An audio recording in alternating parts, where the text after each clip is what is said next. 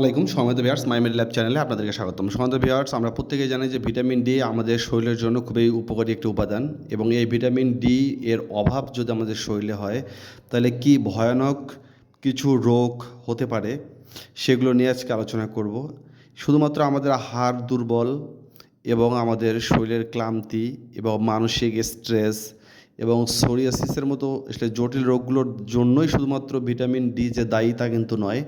Vitamin ডির অভাবে কী কী জটিল সমস্যা হতে পারে সেগুলো নিয়ে আলোচনা করব। আশা করি পুরো ভিডিওটি দেখার আমন্ত্রণ রইল। এক নম্বরে হচ্ছে অস্টিওপোরোসিস। আমরা জানি যে অস্টিওপোরোসিস মানে আমাদের হাড় ভেঙে যাওয়ার যে রোগটা হয়, বয়স বাড়ার সাথে সাথে হাড় পাতলা এবং দুর্বল হয়ে যায়। এটি কিন্তু ভিটামিন ডি এর ঘাটতি থাকলে এটা একটা ছোট্ট আঘাতেও কিন্তু আপনার হাড় ভেঙে যেতে পারে। এবং রিকেটস, এটা শিশুদের হাড় বাঁকা হয়ে যাওয়া। ভিটামিন ডি না থাকলে শিশুদের হাড় বাঁকা হয়ে যায় এবং উচ্চতা ঠিকমতো বাড়ে না।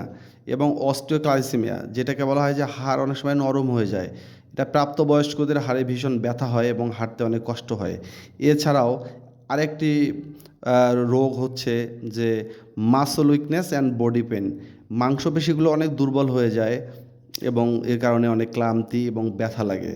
আপনার ইমিউনিটি সিস্টেমটা অনেক দুর্বল হয়ে যায়। সাধারণত জ্বর, সর্দি, কাশি বা ইনফেকশন হলে আপনার এটা ঘন ঘন হবে এবং সারতে পুরোপুরি সুস্থ হতে অনেক দিন সময় নেয়। এটি সাধারণত ইমিউনিটি সিস্টেম দুর্বল হলে এই সমস্যাগুলো হয় এবং হৃদরোগ এবং ডায়াবেটিসের ঝুঁকি থাকে। গবেষণায় দেখা যায় যে ভিটামিন ডি এর ঘাটতি আপনার উচ্চ রক্তচাপ, হৃদরোগ এবং ডায়াবেটিসের সমস্যাটা বাড়াতে পারে।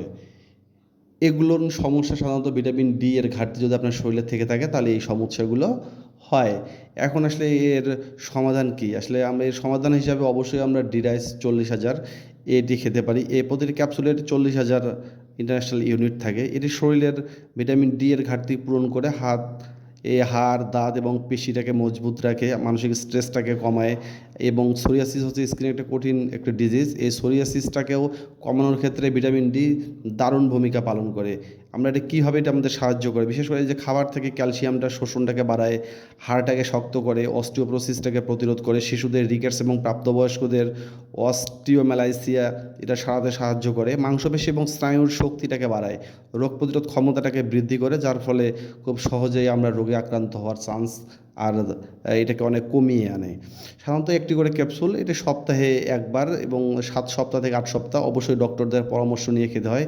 এটা খুব বেশি কোনো পার্শ্ব প্রতিক্রিয়া নেই, তবে অবশ্যই ডক্টরদের পরামর্শ নিয়ে খেতে হবে। বিশেষ করে যারা প্রেগনেন্ট মাদার, বিশেষ করে যারা বাচ্চাদেরকে দুধ প্রদান করেন, এই ধরনের মায়েদের ক্ষেত্রে অবশ্যই ডক্টরদের পরামর্শ নিয়ে খেতে হবে এবং ভিটামিন ডির ঘাটতি অবশ্যই পূরণ করলে আপনি মানসিকভাবে শান্তি এবং আপনার মনোযোগ সব কিছুই ফিরে পাবেন। ধন্যবাদ। আমাদের ভিডিও যদি ভালো লাগে অবশ্যই লাইক, কমেন্ট, শেয়ার এবং সাবস্ক্রাইব করে পাশে থাকুন। ধন্যবাদ।